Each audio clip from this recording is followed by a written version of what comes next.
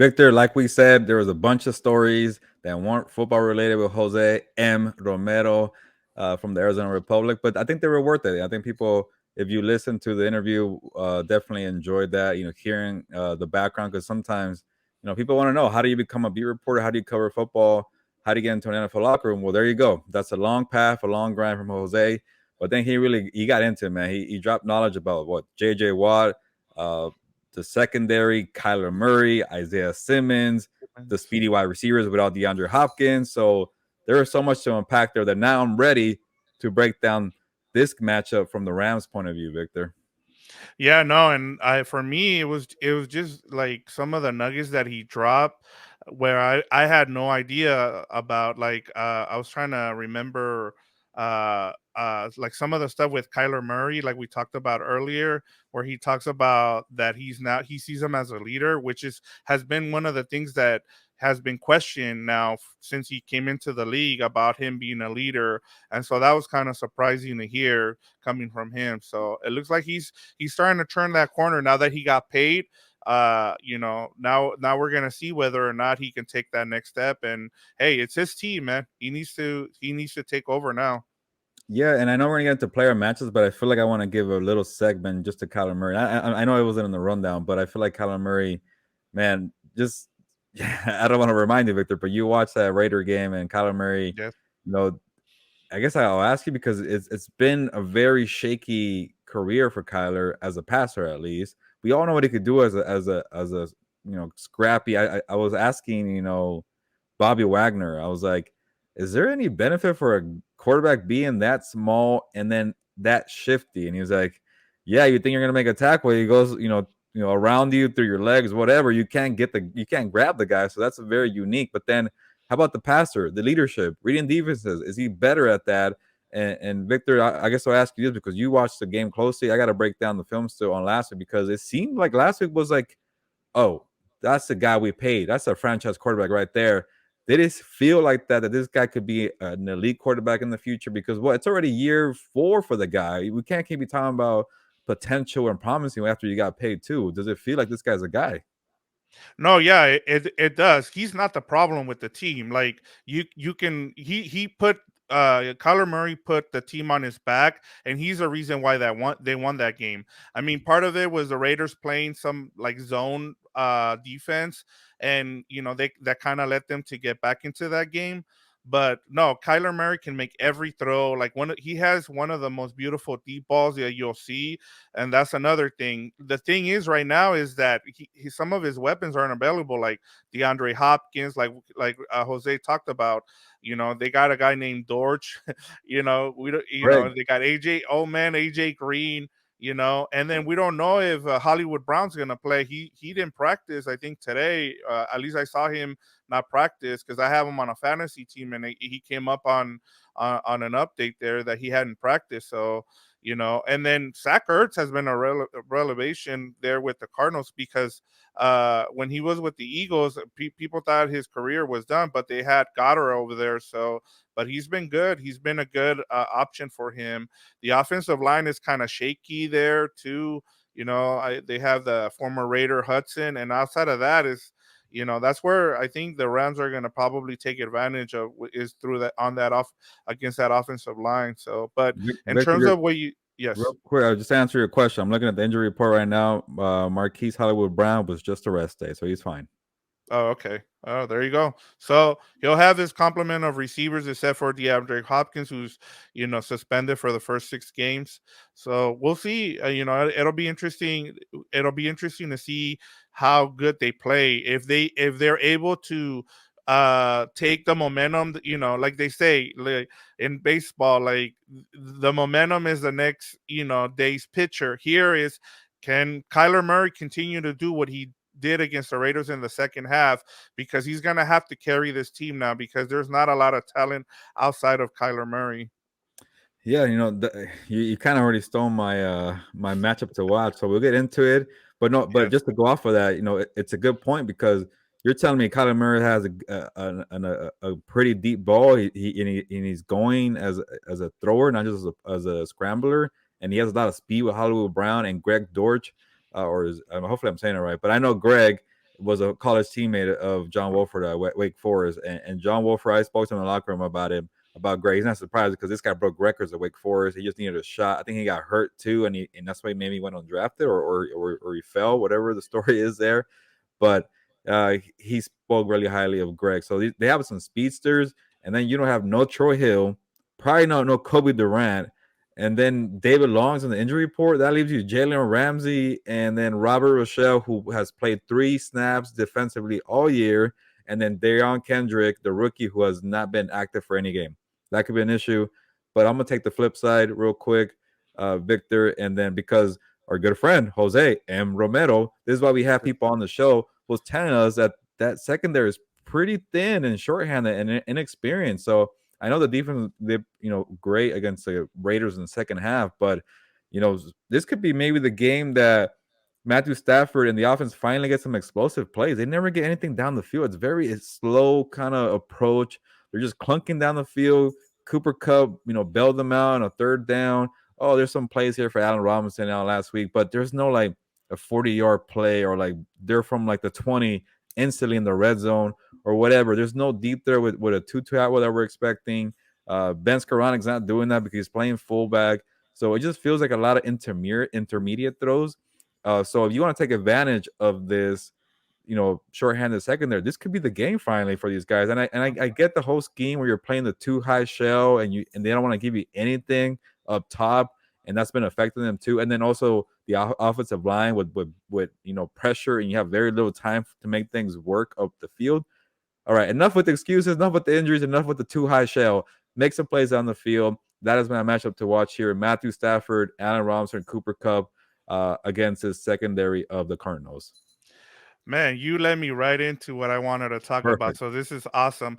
So one of the things I noticed from the Cardinals is in the first game they blitz a lot There against we the go. Chiefs, right? And so they got killed. And one of the reasons I wanted to ask Jose M. Romero about Isaiah Simmons was because he played most of that game and he got killed by Travis Kelsey, right? And then you follow it up against the Raiders, and then Darren Waller's having a field day in the first half, and for some reason, the Raiders stopped going to it, and the reason is because they started playing zone. They stopped blitzing and they started going zone against the Raiders offense, and so that's what allowed the defense to kind of play better. And Isaiah Simmons only plays. So for me, my player matchup is Tyler Higbee because the Cardinals are The one tight end notorious on the for roster. yes for letting tight ends have big days against them. We saw it with Travis Kelsey, we saw it with Darren Waller, and this goes back a few years now with Arizona. So that's it's going to be Tyler Higbee going up against, as Jose and Romero called it, the star backers, Yeah, whatever that yeah, means, as he said. yeah. So So that now you got me thinking for like I'm gonna do a different one for our show here, but on those who register for my we're gonna actually call it something different this week, but it's gonna be Rams at Cardinals matchups, TV information, and predictions. There's a fantasy sleeper section, and I've been pretty well there. I think I might throw Tyler Higbee there because of you, Victor. I might steal that one from you. We'll see. well, stay tuned because he's going to be at Again, my fantasy there guys. you go. So Okay, okay. there you go. But it sounds Let's like a good one. yes, let's get to our X factor for this game. Who are you going with? Yeah. Well, how about we start with this? I'm always maybe it's me being a little slow, but can you define X Factor? What is it kind of like a sleeper? Okay. Is it somebody we're not thinking about? Yes. So for X Factor, you want a player that's not a big name like Stafford, like Jalen Ramsey, Aaron Donald.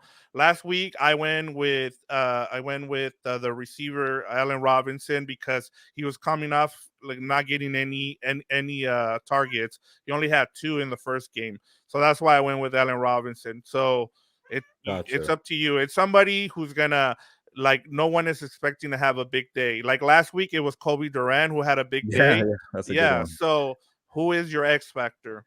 Yeah, I'm not ready to go on the offense because it just feels like it's gonna be Allen Robinson and Cooper Cup. I don't trust the other guys. I'm not gonna trust the cat makers yet either. The offensive line is very thin. So I'm gonna go defense, Victor. Again, I know no probably no Kobe Durant. He was great last week, man. I think they really found something in that guy. We'll see if he comes back. But I'm gonna go defense, and I'm gonna go somebody who's being forgotten because he's playing next to Bobby Wagner. I'm going with the other inside linebacker, second year player, Ernest Jones. And we spoke to Bobby today, and he was just praising Ernest and like I said, the little things that he does. So if you have to have a linebacker, or sorry, if you need a linebacker to cover, say, Zach Ertz, there we go. Zach Ertz was having, new life in Arizona. I think Ernest Jones could help out. Maybe he's not the best in coverage, but he handles his own. And say Bobby Wagner's gonna be that extra blitzer. Like he has a sack in the last 2 games. You're gonna need some help in the middle, and I think Ernest Jones could do that. And then you can even flip it. Maybe it's Bobby in coverage, and then I think Ernest Jones is has a nose for the ball. He can make plays. He can help you out in the running game. He can help you out as an extra pass rusher on the edge or as an extra blitzer. So I think it's going to be the game where you actually feel Ernest Jones, or you see it on the field. You see the impact plays. Like they like where he is at all times, but it just doesn't sound or seem like okay, there he is. You can't easily spot him. So I think this will be the Yeah. game where he'll do maybe have like a forced fumble or something, a few batted balls. I think Ernest Jones would be an X factor to help out here with his talented Cardinals offense. That's a good one. And we're thinking again. We went from the offense, and then here we're gonna go with the defense as well. I'm gonna go with the defense as well, and I'm gonna key on the safeties, and especially Nick Scott.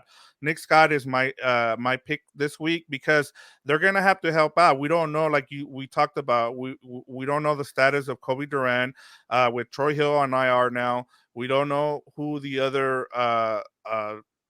cornerback's going to be opposite side Jalen Ramsey. So for me, it's going to be those safeties and how are they able to contain Kyler Murray? You don't want him doing what he did against the Raiders, where he's running around for 40 seconds, to be able to score a 2-point conversion.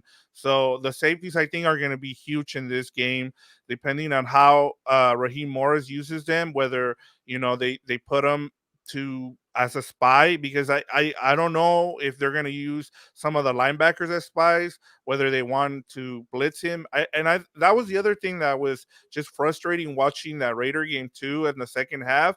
Patrick Graham refused to blitz Kyler Murray, which is something that Kansas City did, and they were able to take advantage of that. And I think you have to at some point take some chances on some blitzes, because I think most teams are afraid that he's either going to run or get on the edge and run, or he's going to beat you down the field. And I think here it's where the safeties come into play for me. And so for me, it's gonna the X factor is Nick Scott. No, that's a good one, especially because they play a lot of heavy three safeties, anyways, and not just like in these dime packages. They use them in a variety of ways. So I think that's going to be a benefit for the Rams because they already have three, and then that way, you just need an extra corner, or maybe they kind of get this unique way where they make one of the safeties a cornerback. We'll see. Sean McVay is not afraid to get creative, like we saw fullback Ben Skoranek. So we'll see what Mm-hmm. they do with this adjustment, but. I actually caught up with Robert Rochelle in the locker room because he looks to seem like the guy who's going to be up, especially if David Long's groin injury is actually serious. So you would think it'd be Jalen and then David Long, but if he can't go, I think Robert Rochelle would be next, and he seems very eager to show what he could do out there. So, and he's a promising player that they had high hopes for last year and didn't really pan out. So, regardless of who plays that cornerback in the opposite of Jalen Ramsey, I think you're spot on, Victor, on the safeties. All right, cool. Let's get to keys to the game. Who do you have? Like, what are your keys for the Rams to come out victorious against the Cardinals down in Arizona? Yeah. Uh, I guess we kind of already touched on it. I know just for the sake of time, but I think it's such a big deal is the scrambling plays, to get rid of the magician Kyler Murray. Obviously, like you mentioned, he does well the deep ball. He's a good thrower, but just get rid of the magic plays, the extending plays. It's easier said than done. Obviously Mariota's not on the level of Josh Allen. Josh Allen burned them, as we remember. But Mariota didn't really do that. Like I think it was the first drive against the Falcons, and he was scrambling, getting out the pocket. I think I tweeted like, "Okay, here we go again. I can't stop this guy on the run."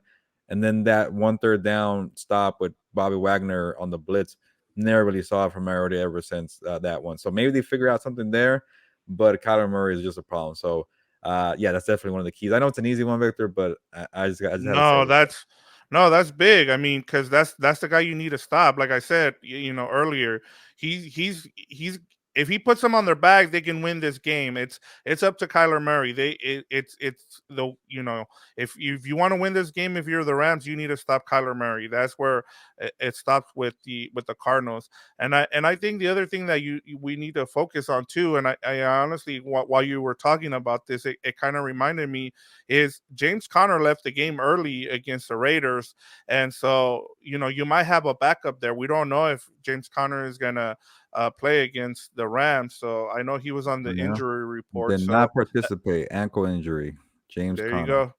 Yeah, so that's also, and they haven't been, as Jose M. Romero told us, they haven't been able to run the ball. So if they don't establish, it's up to Kyler Murray. So and the key to the game for me is going to be Sean McVay and how he uses the offensive line, the banged Yeah, up offensive line, how he helps them out, whether he uses Skoranek again, whether he uses some of the running backs as you told us with Daryl Henderson, to chip or something on JJ Watt. That'll be my key to the game. If he's able to, game plan for that and give the offensive line help, I don't think Higby's gonna stay and block because you want him to be able to go up. But they got weaknesses on those linebackers. They drafted Savion Collins, they drafted Isaiah Simmons, and they don't use them right for whatever reason. And was part of the reason why I wanted to ask Jose and Romero about that was because I'm just like you're using these high leverage picks and in guys that are that people thought were going to be really good coming out of college, and yeah, you're not using them right. So that's where I think you can exploit it. So the offensive line is the key for me. If you're able to protect somehow by giving more personnel help uh to that offensive line, that'll be the key for me. All right, Gil, let's get to the fantasy football betting spotlight here. So we have the Rams as a 3.5 point favorites. The over under is 48.5, and the money line is at 185. How are you seeing this game? yeah, 48. Well, last week I didn't get the over. I got it under, but I got the spread right. I said the Rams by 4. No way they're gonna get the 10 point. That was just insane. I don't want to spoil the prediction, but 3.5 is. I would just say this for 3.5 for the Rams. It just shows you that the lack of respect for the Cardinals, because say this game was in SoFi Stadium, this would be pretty much a Seven. touchdown game. Yeah, Yeah. 7 pretty much. So that's not a good sign for the Cardinals. Vegas is not taking them seriously, or maybe Vegas are just mad about the Raiders game. Uh, but I just had to say that. But I, Yeah. I could definitely see the over here, the 48. What is that? Just to do simple math, if both teams get over, 25 points, easy math. I could see them easily being in the 30s. So maybe late 20s for sure. I think hammer home on the over, and then the money line minus 185. It's too risky when you have divisional opponents here. So I'll leave alone the 3.5. But I think it's maybe a little high. I don't know. I think it'll be a close game, but we'll get there when we get there. Yeah, no, I'm gonna hit the Rams here. I think last week was kind of the Cardinals had Kyler Murray go all Madden mode there, and he brought him back. But I think here the Rams, I for some reason the Rams just own the Cardinals. McVay has that magic touch here, so I'm gonna take the Rams here and the over. I'm gonna do the same. Play it the opposite way as I did last week, but like I said, early on in the games, especially when you have warm weather, you try to, especially here on the west coast, hit those games with the over, and then later on, as the season gets colder, then you start hitting the under. But here, and I'm not gonna mess with the money line here too. Like, there's no reason to, unless you were gonna bet the Cardinals, then you hit the money line. But Yeah. yeah, yeah. All right. Give me one player from the Rams that you want the Rams fans to focus on this week. Well, you already took Tyler Higbee, and and man, because then I I feel mean, like you have let me give you some of the options. Why don't I do that? You have Stafford, who's a QB9 this week. He's projected to score around 20 points. You also have Cooper Cup, who's also he's a wide receiver one, who's also projected to score around 20 points. And then you got the two running backs. They're both around 10 and 9 points. And then you can also maybe stream the Rams defense. yeah. I don't think so on the defense. I think the Cardinals, like I mentioned, I went over. It's going to be a high scoring game. And then it's too easy to pick Cooper Cup. You're going to play that guy regardless. So I can't give you advice on Cooper Cup. Uh, I guess I'll go with this one then, because I already had Darrell Henderson last week, and got you a goal line touchdown. It wasn't crazy, but I said get him in there. We'll get you a touchdown. So I will say start Stafford and Robinson.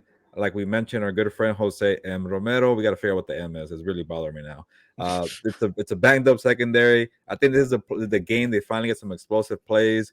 And then do I dare say, Victor, less than 2 interceptions for Stafford? Maybe just Oh, one there we go. finally. Like that should be a prop right there. Does he go over 1.5 interceptions? Because it's starting to become a routine with him getting two or more. So I'll say he's limited to at least maybe one or less. Maybe it's a clean game. And I think him and Allen Robinson have a good connection. I think start Robinson, start Stafford.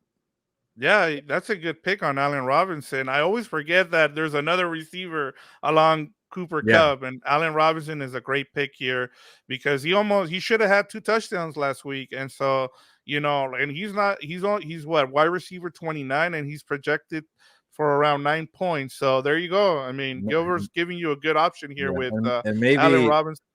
take if you're really hurting, maybe take this Greg Dortch guy because his secondary is banged up for the Rams too on the opposite side. Yeah. Yeah, and for me, like I said, it's Tyler Higbee. Like I even picked him up earlier in our league because I Smart. was like, I have Kyle Pitts. I've already soured on Kyle Pitts. I heard all this thing about how he was gonna, be the breakout guy this year.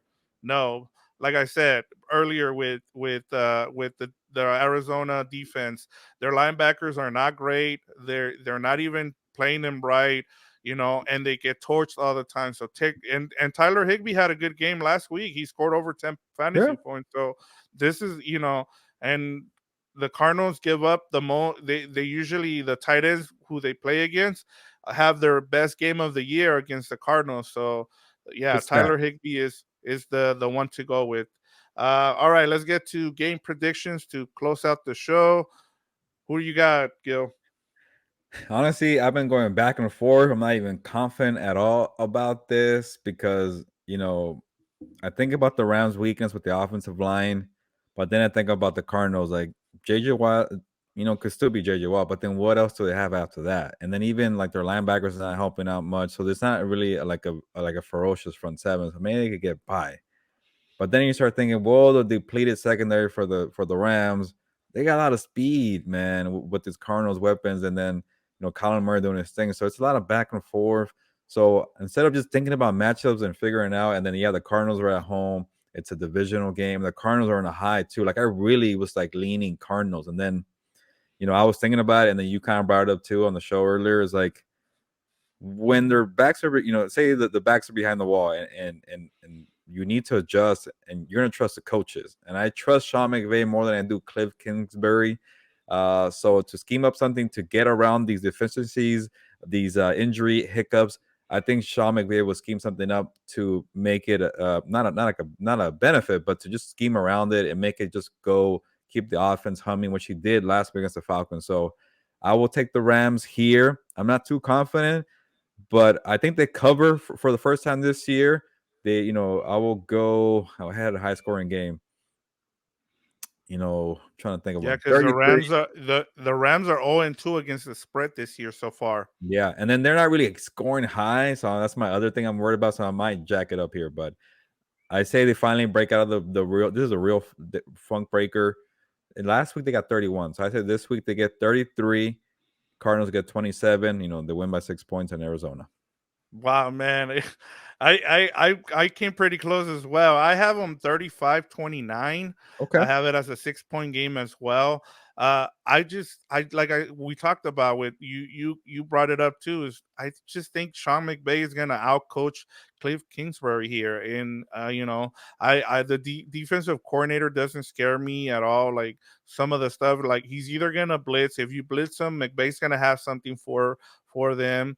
If you try to play zone, you can always run the ball with Cam Akers and Daryl Henderson, and then play some of that offensive line. Try to help them out with either a Skoranek or some of the other guys that you can bring in. If they bring up Jacob Harris or even Carter, that'll be something where you can use an extra guy there to help out with JJ Watt. But yeah, I really like the Rams here. If it was, and I know it's a divisional opponent, but McVay has owned Yeah.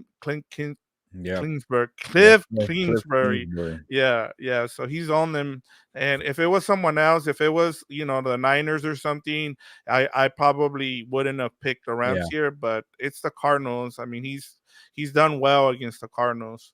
Yeah, I keep thinking one of these weeks we're gonna go separate ways on the prediction. Not this week. For the last 3 weeks in a row, we've gone with the same team, so we have the same record. But maybe next week, Victor. But by the way, one fun story before we leave: we were on the phone call with Cliff Kingsbury, the Raspberry reporters, and he just has like this smooth voice. Like he wasn't on on video, so he's just talking on the audio. And every time everybody said, "Thank you, Cliff, for answering my questions," like, "Yes, sir." Like every time, "Yes, sir." Like a smooth guy, like Ryan Gosling out there. So something about him, man. He just makes you like, "Oh, this guy's cool," you know. So it was cool to talk to him. But Yeah, and I as mean, a schemer, I don't know. yeah. Aren't you guys as B reporters 3 for 3? Like you guys have been able to talk to the opposing because it Yeah. doesn't. I mean, they don't have to, right? Yeah, so shout out to Gary Klein of the LA Times and Jordan Rodriguez for pushing people to talk to us. They do a good job with that. So we're 3 for 3, and then the tough one will be Kyle Shanahan next week. I don't know if he talks, so we'll see if we run out of Yeah. Just the don't streak ask them ends about there. the injury. Yeah, we won't ask about Jimmy and Trey Lance, but Victor, anything else we got? I think it was a fun show. I know we got a little long today, but I thought it was a good show with Jose. Story time. We broke down the game. You got to see the new cat in the background here if you're watching. Yeah. So a lot going on in this episode of what was it, week 3? There we go. Week Cardinals and the 3. Rams. Yeah, no, just subscribe. We got a lot of stuff here on, Compass on the B network, House of Horns. Subscribe, give us, give us the 5 stars, comment, please send us questions. We wanna there might be something we're there might be a giveaway coming soon. So please stay tuned. We also have What's Up Bolts with Fernando Ramirez and his brother Dan and Dago. They break down the Chargers, and then we also have Combat Compas. Who did you guys have, Gilbert? We had a Sebastian Fundura. He is a rising junior middleweight, and this cat's gonna get in the way again. Uh, he is a rising boxer who's on the show on Combat Compass. He fights at October 8th at the Dignity Health Sports Park in Carson. So yeah, we're busy with boxing, we're busy with football, and subscribe to other channels: Combat Compass, Compass on the Beat, What's Up Boats, House of Horns. I'm ready. All right, there you go. Wrap it But up, Gilbert. on that note, before this cat gets crazy again, ya nos vamos, pues vámonos.